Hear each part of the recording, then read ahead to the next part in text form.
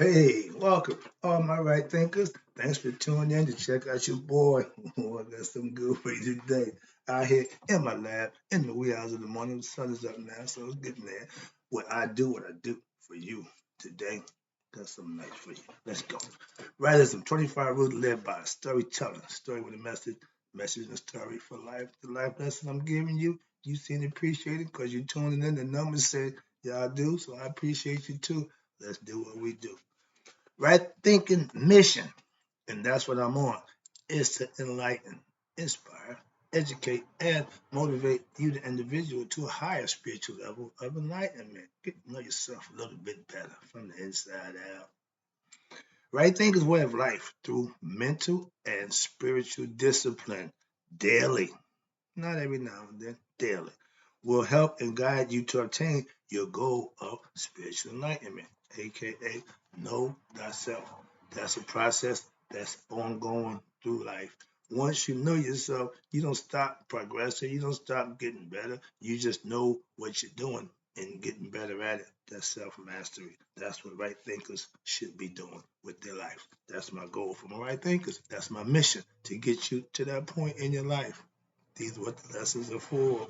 So I appreciate you tuning in. Let's go. Question. Know thyself. The person who knows not and knows not that they know not is foolish. Disregard that. A person who knows not and knows that they know not is simple. You teach them. That's what I do. What I do for you. Stay tuned. I got you. A person who knows not and believe that they know, dangerous. Avoid them. I do.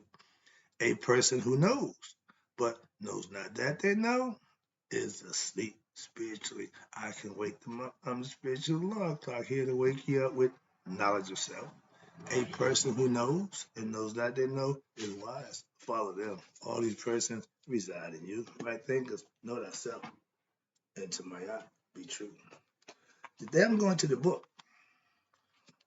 Since I'm not in the classroom gonna come to my YouTube channel. Okay, so we'll be giving class every now and then. The day lesson is going to be called the Duat. What the heck? Calm down. Again, these are lessons. I'm explaining it to you nice and simple. But let me give you a breakdown before we get to the Duat. There's some things we need to know about before that. Let's talk about this concept of the self-God is a seed of pure consciousness. We call it the noon. Okay, noon, the new, and out of that same seed comes creation. Now, before creation, there was the noon. Y'all call it the abyss, whatever. Okay, but that's it. But that's what that is. We got another place called Duat. So let's get with the creation, and from creation, we'll walk on that bit to the Duat. So let me get this little. I got a paragraph here I want to read break down for you about creation, because it's always good to know about creation. Okay.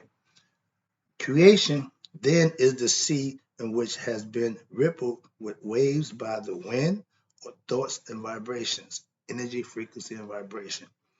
These thoughts, vibrations are the result of what? Desires from where? The mind, conscious. Here we go. Now, in the same way, a placid lake reflects the unbroken image of the moon, or when disturbed by a rock, develops ripples. The pure consciousness of the mind is fragmented, rippled, as it were, by the thought waves caused by desire for worldly experience. That's the human mind. They give me a breakdown about that. Way back then, they understood how the mind works. So listen, watch this. Because of the rippling of consciousness, there appears to be what? Many moons, when there's reality just one. The fact of, okay? Now, if the lake of the mind were to be what? Calm, not agitated, not emotionally aroused, not depressed, but calm. If there were no desires, then the mind would reflect its essential unity and non-duality. One, everything is on the one. Okay, but even our mind is split up, left and right hemisphere. The brain has two sides. So that's where Mayat comes in at, balance from both sides. Here we go. Now, the non-duality is you becoming one with your higher self. Okay. The primal waters never change and creation. They're still there. What? Creation is of the what? Primal waters itself. And in continuously changing according to what? The winds of cosmic vibration as prescribed by what? The cosmic mind, aka God. Therefore, creation is a continuous process which occurs at every moment by God's what? Consciousness, in essence, God's very presence in everything. That was the concepts of our ancients. This is not new newology, machinery. No, this is the ancient concepts. So I'm gonna move over here to wrap it up with the underlying power of time comes from what? The continuous process of movement and creation. And listen, pay attention, the movement and creation in the same manner that the human mind does not what? Stand still. The universe is continuous motion. Just like the brain, the mind is when you're asleep, it's still working. Subconscious takes over. When you're woke, you're conscious, you run the show. But the subconscious takes care of all the body function. We did that already, but that's the whole part about understanding. They knew all that way back then. Even then, watch this. Even the subatomic levels matter regardless of even at subatomic levels, matter, regardless of how solid it may appear to be, changes. The physical universe is in constant dissolution and creation. This is the reason why the solar and the lunar bark of Amun, the boat that traverses the heavens perpetually and must constantly thereby battle the forces of what? Chaos and disorder, aka set. Now, chaos is really its fact, the opposite of Maya. Every concept has to have an equal opposite to make it work. Balance. You can't have one thing and a couple have balance. Singular is one. That's the plural God entity. But everything else had to be paired up. Why? You got to have something to work it with. Watch this. Here you go. Now, at the rod boat, because it traverses the heavens perpetually and must constantly battle the forces of chaos. Constantly. Don't ever say the devil's always busy. Which is the right concept. Trust me. Amun Ra constantly establishes, watch this, listen to this, Maya, cosmic order. If the world is run by Maya, that's my philosophical concept. I can rule with Maya also, and thereby maintains the phenomenal universe in existence. He put Maya in control of how to run this everything. Okay, so understand, women, y'all know how to run things. Simple that, men, that ego, let it go. Women are good organizers, trust me. The bark travels through what? The heavens, and every evening, watch this, is consumed by the cow goddess Nut. Remember Nut? I'm doing that in Gab and Nut. Nut is heaven. Nut is the cosmic forces. She's the body with the decorated stars on it, but you see two holes in Nut. There's a hole in the mouth, there's a hole down there by the vagina. She swallows Ra from the west and gives birth to him every morning in the east. That's the concept that the ancients had a long time ago. So you hear me say, if you hear any noise, that's me and the boys. When Ra got to go into during the course of the day, he in his bark by himself. He chilling, he cool. But when he got to go into the underworld, he needs his help. So that's his boys, symbolically, okay, metaphorically. Speaking of metaphors, where we at? The primeval waters, watch this, is a metaphor to what? Explain that all creation originally had no name or form. It is human beings who have named things and who have discerned forms in nature. In reality, there is no name or forms in nature. Does a mountain know that it's called itself a mountain? Conceptually. Does a bird in the sky say, I'm a bird and I have appendages called wings in which I can fly? Does a fish say, I'm a fish, I belong to the species, so and so? So does a dog say, I'm an animal called a dog? Again, I'm a pedigree and I'm so well bred, you must look up to me, and so on and so forth. No, it is human beings. Why? Because we was given free will and consciousness through the natural process, who have created all these distinctions, and all of the details that pertain to them. Nature does not call itself by any name, nor does it define its existence by any accomplishment. It does not say it must grow plants or else I am a disgrace. The sun does not say, oh, I'm unworthy because the clouds are blocking my light. Modern science has proven that all matter, through appearing in the myriad of different colors and textures, is in reality one substance. Therefore, the perceptions of human senses are illusory and deceptive. Your five senses, what you see ain't always what you see. What you smell ain't always what you smell. What you hear ain't always what you hear. So you can be tricked and fooled with your senses, touch and taste. Okay? You taste the wrong thing, die. Why? Because it's poison to kill you. So understand that. Let's get to the Duat. What is the Duat? The ancient Egyptians' concept of creation also includes three realms. That Trinity go. They are Ta, which is the earth. Then you got the Pet, which is heaven. Earth, which represents Geb. Heaven represents Nu. And the phrase that Dr. Ben used and made famous, heaven is between a black woman's legs. Nu, black female goddess, heaven between her legs. Concept. Okay. Now then you got the Duat. The Duat, aka the netherworld. See, they had a concept. They didn't use heaven and hell. Well, no, it wasn't that. That was y'all biblical concept came up with that. Our ancients, I'll explain it to you right quick. The Duat is the abode of the gods and goddesses, spirits and souls. It is the realm where those who are evil or unrighteous, watch this, are punished. Again, you're going to be taken care of. That's what that place is for. You either going to be punished, and I guess they tell you burn in hell, eternity, whatever that, hot pokers, whatever that nonsense. But the concept was if you're evil and righteous, you're going to catch it in the afterlife, the netherworld. Watch this.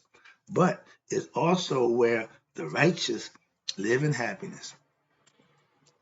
You got the unrighteous catching it, and you got the righteous loving it. Sound familiar? State of mind, state of being. But even in the spiritual sense, there's still a separation between the two. Okay? Good and evil don't go together. One and order ain't gonna work. Okay? In other words, watch this. It is the other world, the spirit realm. The Duat is also known as Amenta. Amen. Hidden one. Amenta, the revealed one. But that's in the spirit world. She reveals herself only in the spirit world. This is why they said you never see, ordinary eyes will never see. Why? Because the veil of ignorance. You have to open the third eye to lift the veil of ignorance. That's knowledge of self. That's the part I knew manage the third eye, another lesson, but let's stick to this concept. Amenta is since it is the realm of Amen. Again, Amen. The Duat is the realm Ra as symbolized by what? The sun. Transverses after reaching the western hemisphere. When he come up in the east, he go into the west, we think he going under the world, okay? In other words, the movement of Ra between sunset and sunrise, what do he do? Where is he at? AKA the Duat, okay? In essence, at night. Some people thought that the Duat was under the earth since they saw Ra transversing off the side, going under the world, okay, and emerging in the east in the morning. But we gave the concept of Newt swallowing him in the east and giving birth to him in the morning. But during that 12-hour cycle, where he got to deal with his nemesis, Ra has a counterpart to an evil part, which is his brother Apophis. They know him, the big giant snake, the serpent. So they always going to have their battles. Why? Good and evil, light and dark. Apophis is darkness. He wants to go back to chaos. Okay, he wants to go back to where it was nothing going on. And guess what? In the field of reeds and in our mentor, that's where you want to go when you do right thing. That's where you end up. But Apophis don't want none of that. Okay, he wanted to have his way. So that's the concept. But watch this. Now, however, this interpretation of the sun is the understanding of the uninitiated masses. They don't know. Again, uninitiated, ignorant. So they just go whatever you tell them. Whatever you tell them, they'll go with it. Yeah. Oh, he going to fight the underworld. Yeah, okay, whatever. Don't have a clue. So, but now watch this. The esoteric wisdom is what I teach about the Duat, is that it is the realm of what? The unconscious human mind, and at the same time, the realm of what? Cosmic consciousness, or the mind of who? God, the one. Both the physical universe and the astral plane, the Duat, are parts of that cosmic consciousness. It's the place where your consciousness goes with you. I'll try to explain to you right quick. When you see the bar is the cloud, but it has your head on it. That because you become enlightened, you know yourself, you connect with your bar, your conscience and your spirit becomes one. Heart, mind, coherence. I try to get you to understand that. That's the concept that I'm trying to get you to explain to you, to understand that once you become conscious and your heart become one, now you are an enlightened being. Your spirit is enlightened. So when the body dies, the spirit has its consciousness. It's going home. It knows where it's going. It knows who it is. Hence, know thyself. That's the key to get to another world, the afterlife. The Duat represents, watch this, creation itself. We started from that. Go back to that. And then what they say? Just conceptualize from our ancients. As such is composed of seven, now the realm composed of seven sections known as arits, A-R-I-T-S, or mansion. Sound familiar? My father has a mansion with many rooms. That's where this concept comes from. Just laying that out to you. So watch this. They may be thought of as rooms, or dimensions within dimensions, or planes of existence within successively higher planes of existence. They knew this ancient times. We still trying to figure out the first level that we are right now. Can't get past the third level. Why? Because we living in fear. All we worrying about is having sexual pleasures, and everybody's worrying about fight or flight. That's the low level living. We're not raising our spiritual consciousness to be better people, so we live on the low vibration, the low dimensions, where we at. So that's the difference. The ancients knew about these different dimensions back then. And watch this. These seven sections relate to the seven Hathors, the cows, which are sired by who? Osiris, in the form of the Apis bull. The Apis bull was sense of power and fidelity, so they worshiped the bull and the lesson but beer. The Apis bull of Amenta, and they relate to what? The seven energy centers. We know that to be the chakras, or levels of psycho-spiritual evolution of every human being, aka known as the serpent power or life force energy. When you live right and do right, that energy is awakened. That's how it works. It's dormant until you do the right thing. So understand that. That's why living right and being virtuous has its reward. And nobody tells you that. Why? Because when they experience, they understand it for themselves and they will do the right thing. Why? Because they know the benefits. That's why I do it. I'm just saying. Let me get this out. It is necessary to pass through all of these levels in order to reach what? The supreme abode, aka spiritual enlightenment. For this is to be possible, the initiate must what? Possess certain special knowledge about the passageways. According to them, in the 12 doors, the 12 gates, in that situation, you got to know the person at the gate. You got to know the password. Sound familiar? I'm just saying, all the stuff that we're doing come from somewhere. I like to give you the origin. This is another one, my Masonic brothers. Now, each passageway is guarded by a gatekeeper, okay? Also known as a herald. They ask the initiate questions. Who are you? Whence you come? Sound familiar? And if answered correctly, they announce the new arrival and allow passage. These are the things that we try to tell you. You need to know certain things because this is what's going on. In the Duat, the special knowledge consists of what? spiritual knowledge and wisdom gained from what the study of spiritual scripture blended with meditative experiences, and the second and the third levels of religious practice, which is the mystical experience. Because if you live in virtues, you're following God's rules, you will have the mystical experience for yourself. He will let you know, good job, my good and faithful servant, not when you die. Sorry. Of course, spiritual studies and meditative experiences are only what possible when life is lived according to virtuous principles, aka right thinking philosophy or Maya. I'm gonna end the lesson right now. I hope I got my point across about the Duat. There's some more things here, but I'm gonna no, let me finish this up. There's a special round within Duat. How about that? This is the abode of Osiris. This is where you want to go. And he sits on his throne. That's where he's at. You make it through the judgment with Mayat, the scales, the heart, feather. When you pass by that, Haru's going to take you to his father on the throne, as well as the ultimate destination for those who become what? Spiritually enlightened. Nihas. It is the realm of supreme peace, Hotep. It is known as Sekhet Aru, or other times as Amen Jed. Amen Jed is the reference which unites the symbolism of what Osiris with who Amen, the hidden one. Amen, because the Jed refers to what the Jed or the Jed pillar of Osiris, the four columns past the third level on your seven shroud chakra or your third degrees of masonry. You need 7 degrees.